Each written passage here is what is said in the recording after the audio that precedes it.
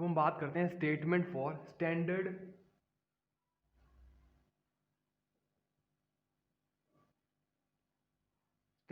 और canonical SOP form, और दूसरी हम बात करेंगे मिनिमल एसओपी फॉर्म। तो ये हमारे पास स्टैंडर्ड की हम डेफिनेशन लिखते हैं। स्टैंडर्ड एसओपी फॉर्म क्या होती है? Each min term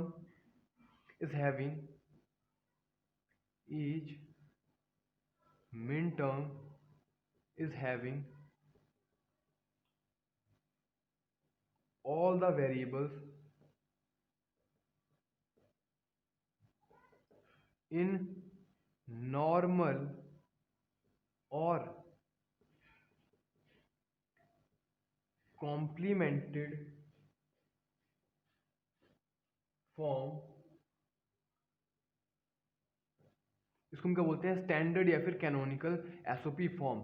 each min term, देखो हमारे पास जो भी मिन टर्म होगी, हमारे पास फंक्शन है ए बार बी प्लस में A B.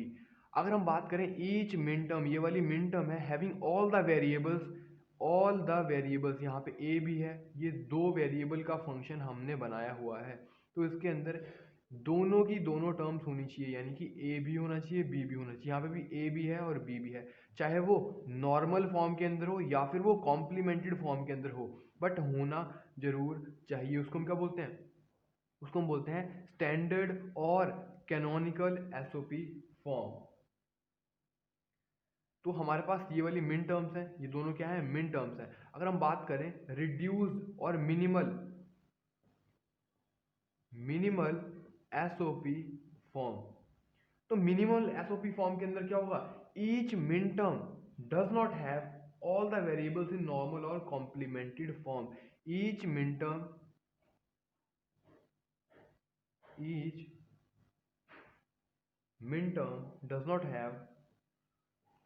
does not have all the variables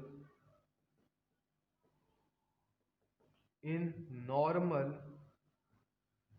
or complemented form। For example, अगर हम बात करें, हमारे पास इसी की एग्जाम्पल यहाँ पे मैं बना रहा हूँ, ठीक है। अगर हमारे पास कोई एक ऐसे कोई फंक्शन है f2, तो वहाँ पे सिर्फ a प्लस में b बार c लिखा हुआ है। पहले हमारे को यहाँ पे एक चीज़ पता चल रही है कि ये कितने वेरिएबल का फंक्शन रहा है? 3 वेरिएबल है, क्योंकि यहाँ पे a है b है c है, बट यहाँ पे b भी मिसिंग है और c भी मिसिंग है, ठीक है। तो ये क्या हो गई है? ये रिड्यूस्ड की हुई फॉर्म है। अब एक हम नेक्स्ट क्वेश्चन देखते हैं। तो अगर हम बात करें, हमने देखा स्टैंडर्ड या फिर कैनोनिकल सॉफ्ट फॉर्म और मिनिमल सॉफ्ट फॉर्म हमने देखा।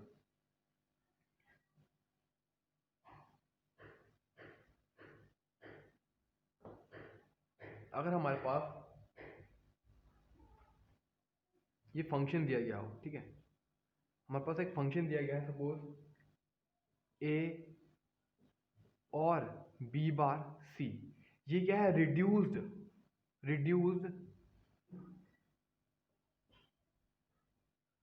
Reduced SOP form. अगर इस रिड्यूस्ड एसओपी फॉर्म से अगर हमारे को कैनोनिकल या फिर स्टैंडर्ड एसओपी फॉर्म बनानी है, तो हम कैसे बनाएंगे? रिड्यूस से कैनोनिकल। देखो हमारे पास मिन टर्म्स क्या होती हैं? मिन टर्म्स उन टर्म्स को बोला जाता है जो कि हमारे को 1 प्रोड्यूस करके देती हैं। हमने अभी देखा था कि हमारे पास एक सिस्टम है, 2 इनपुट हैं ए बी, 4 आउटपुट हैं, यानी कि ये वाली लाइन किसी एक पर्टिकुलर इनपुट के लिए हमारे को क्या देगी? 1 देगी। ये वाली लाइन किसी पर्टिकुलर इनपुट के लिए 1 देगी, और दूसरी वाली लाइन और थर्ड फोर्थ, ऐसे हर एक लाइन किसी पर्टिकुलर इनपुट के लिए 1 देगी, अदरवाइज 0 प्रोड्यूस करेगी। तो हम यहाँ से हम स्टैंडर्ड फॉर्म की तरफ जाना चाहते हैं, या फिर हम कैनोनिकल फॉर्म के अंदर जाना चाहते हैं। हम जानते हैं कि रिड्यूस्ड है क्योंकि यहाँ पे 3 वेरिएबल की फॉर्म है और यहाँ पे b भी मिसिंग है और c भी मिसिंग है, ठीक है। तो अभी हम देखते हैं, हमारे पास a b c 3 वेरिएबल्स हैं, 1 2 3 4, 0 0 0 0 0 1 1 0011 01010101, ये हमारे पास कुछ ऐसा एक फंक्शन है।